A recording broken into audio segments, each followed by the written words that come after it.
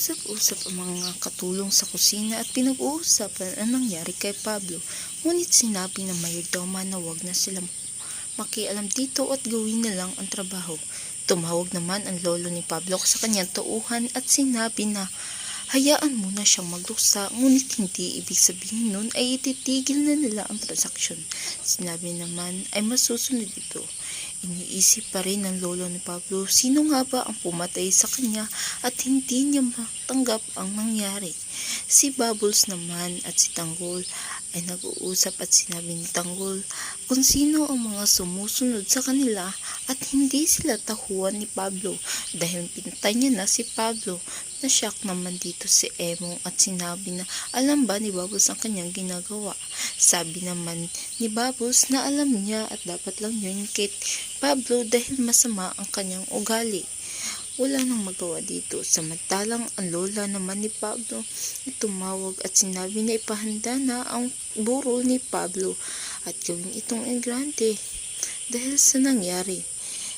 Samantalang si Rigor naman at David ay nag-uusap at sinabi ni Rigor na pinagsisisihan niya ang kanyang mga ginawa at mga mali niyang desisyon sa buhay dahil mas nung dinala umano niya si Lena ay naging mas magulo ang kanilang bahay.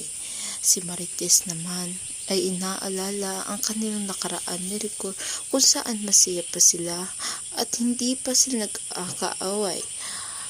Samantalang iniisip niya ito ay biglang pumasok si Rigor at nakita siya ni Santino. Dumiretso sa kwarto at tinignan si Marites na umiiyak doon. Pagpasok niya ay agad niya itong nakita na nakatalikod kaya nilapitan niya ito at habang umiiyak si Marites ay bigla na lang siyang niyakap ni Rigor at doon pinapakalma. Ngunit pilit na tinatanggal iyon ni Marites dahil alam niya na wala na talagang pag-asa ang kanilang pamilya. Ngunit hinarap naman siya ni Rigor at sa halikan sana ito, ngunit umiwas si Marites at iniwan siya doon.